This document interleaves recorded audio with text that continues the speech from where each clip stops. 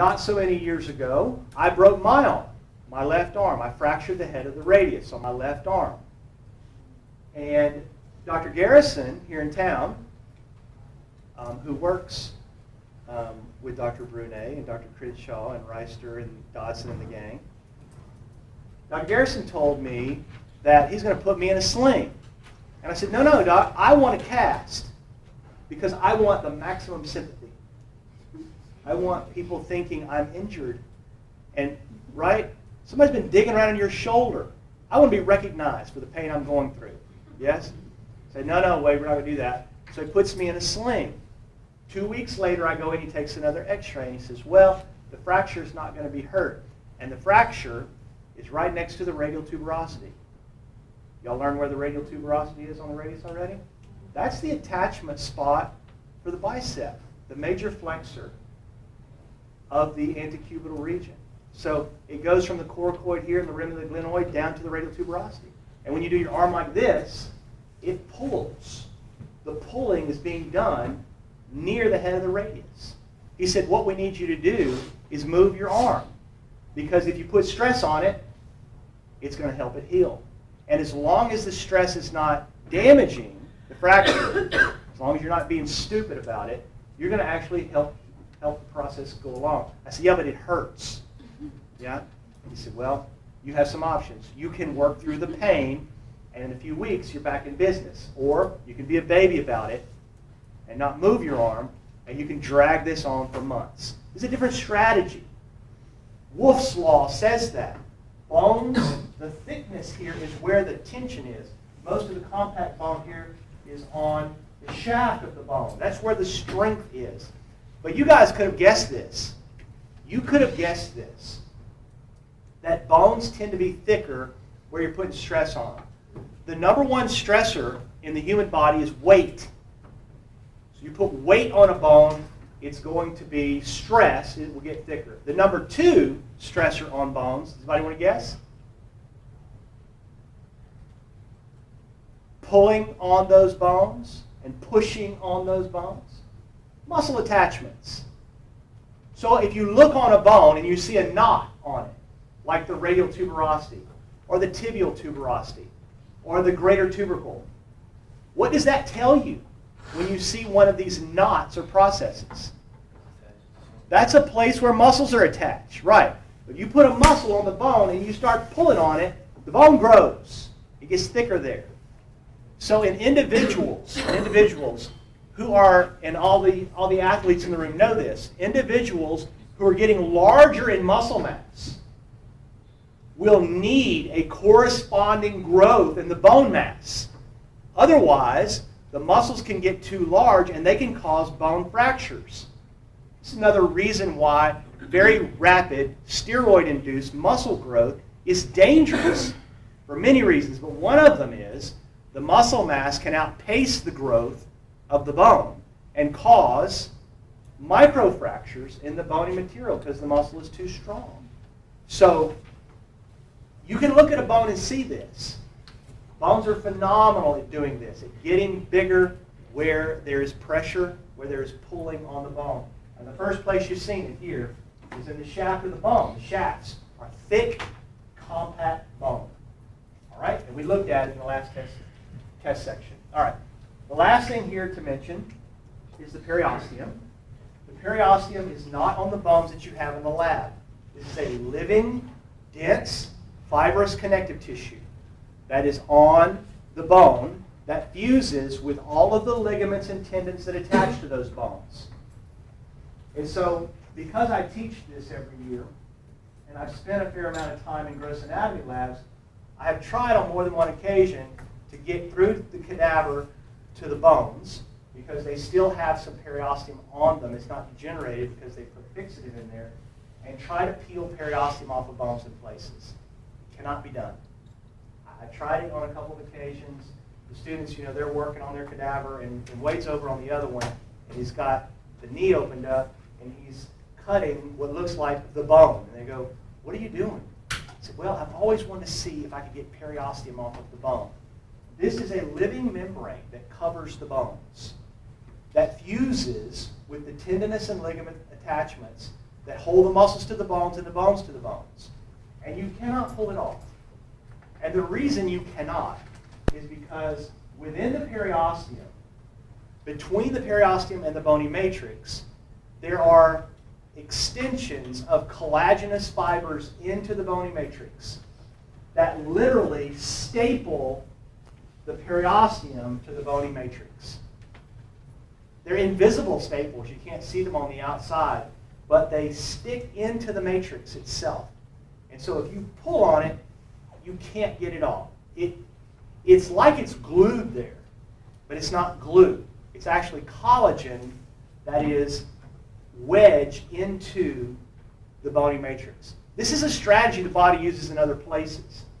When I teach teeth anatomy in the spring, I'm going to show you this again, because this is the way the cementum actually anchors into the dentin to keep your teeth in your alveolar sockets. A very similar strategy with these collagen fibers sticking into the matrix. It's a little bit like if you have two pieces of concrete and you want to hold them together, right?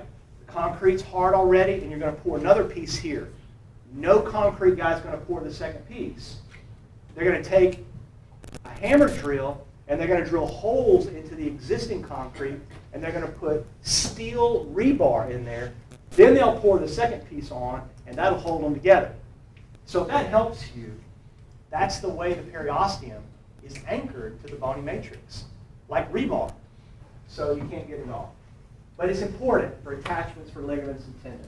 All right, let's break it down.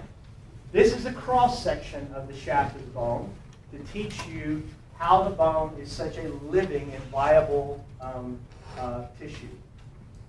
If somebody were to come into the lab and I were able to pull a piece of a meniscus out of a knee, or able to get that little C-shaped meniscus out of the knee and put it on the table, and I put the bone next to it. I put a tibia next to the meniscus. And I asked, a group of high school kids came in, and I said, all right, which one of these tissues is the most viable, living tissue? The one that is most vibrant, which you think is the healthiest tissue? Well, they're going to pick the soft one. Because it seems, it's pliable, it's cartilage, it seems like this is the living stuff, this is the good stuff. And they're going to look at the bone, they're going to go, okay, that's just dead material. In fact, in our bodies, it's just the opposite. The cartilage is the stuff that's in trouble because it doesn't have vascularization. The bone does. And so all that language about bone getting thicker and remodeling, all that language is because of this phenomenon. The dense vascularization that we find in the bones. So, I'm going to teach it to you this way as a sequence. A pathway sequence to the osteocyte. So, we looked at this in the last text section, the pine tree arrangement. And I mentioned one of the reasons it's so strong is because it's like a whole bunch of pine trees together, all held together. That's why it's so strong. What I did not tell you was, what you think of as the growth rings of the pine tree is actually hardened calcified matrix that is laid down in rings.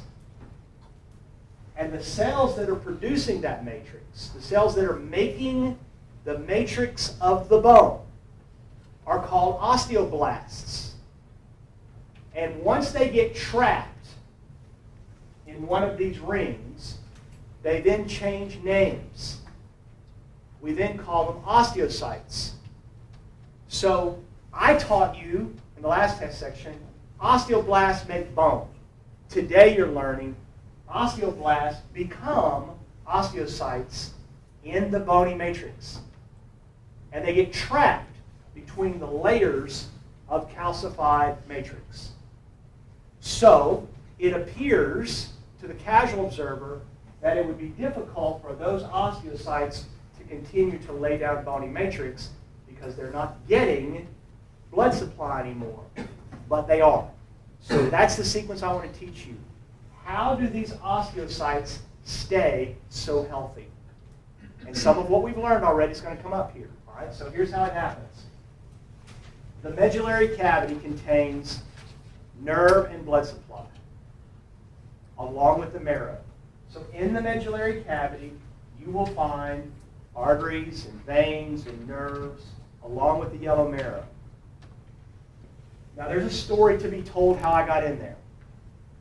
I'm not interested in that. I just want to give you a sequence that will give you the key anatomy terms for keeping the osteocytes alive. So, from those medullary vessels, the arteries extend into the bony matrix through canals that run horizontally in the bony matrix.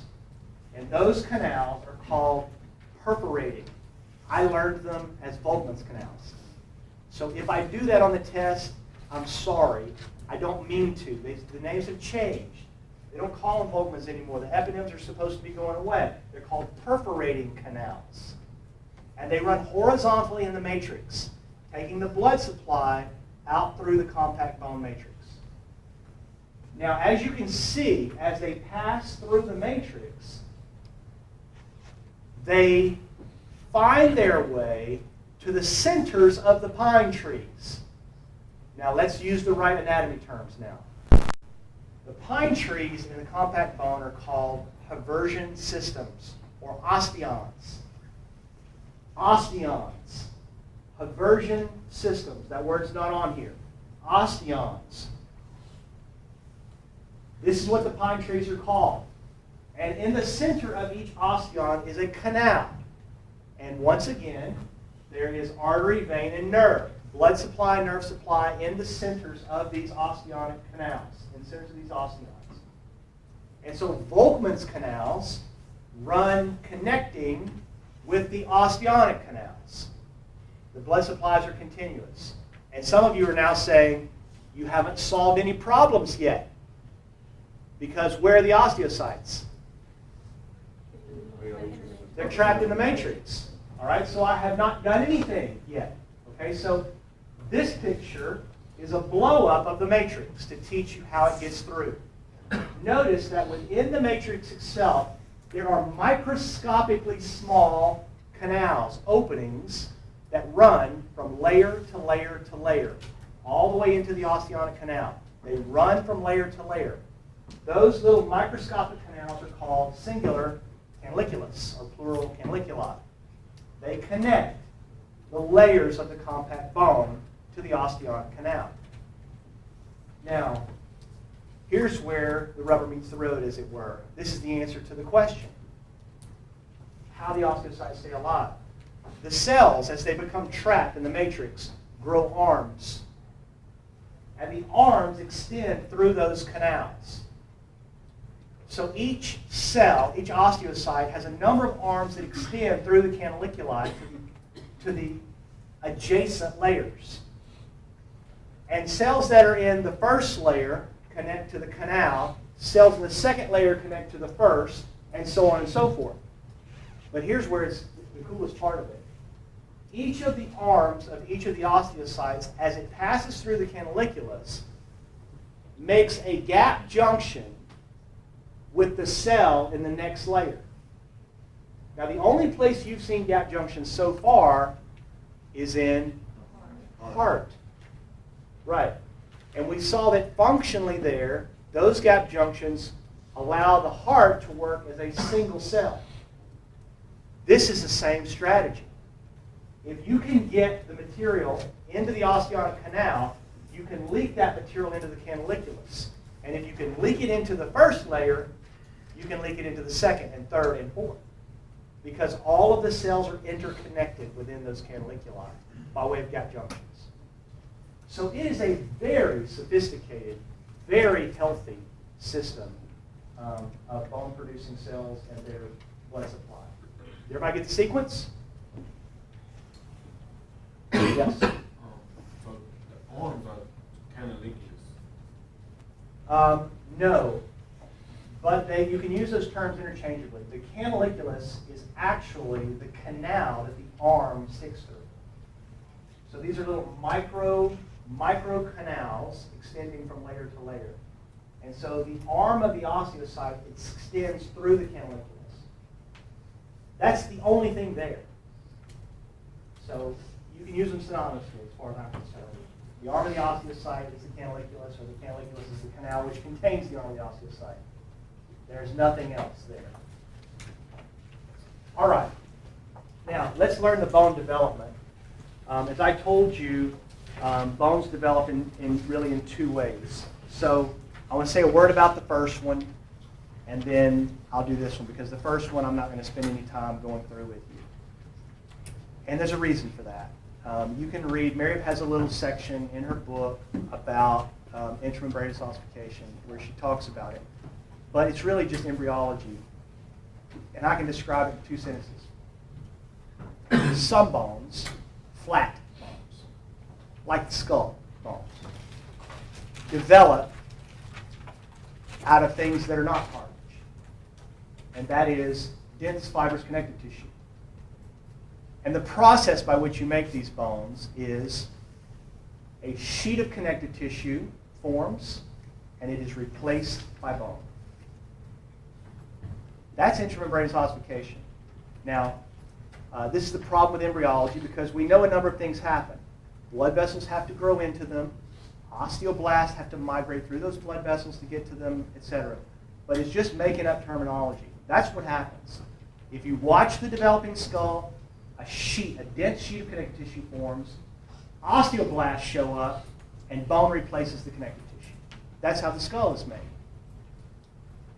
Now, the interesting process for bone development is most of the bones. So all the long bones, all the carpals and tarpals and phalanges, these are all made from hyaline cartilage. And they start out like this. Now, the image is not very pretty here because of the bleaching nature of this projector. But this is a typical hyaline cartilage look. If you look at a bone at 6 weeks, this is a 6-week-old bone here. It's just a cartilage piece. It's not bone at all. If you follow it through development over the next few weeks, what happens is where the shaft of the bone is going to be, a bone collar forms. Now, once again, this is described in blood vessel arrival and stuff like that, but I don't care about that. I want you just to walk through what's happening. If you're watching the bone develop, here's what happens. It starts as cartilage, and then a collar of bone shows up where the shaft will be.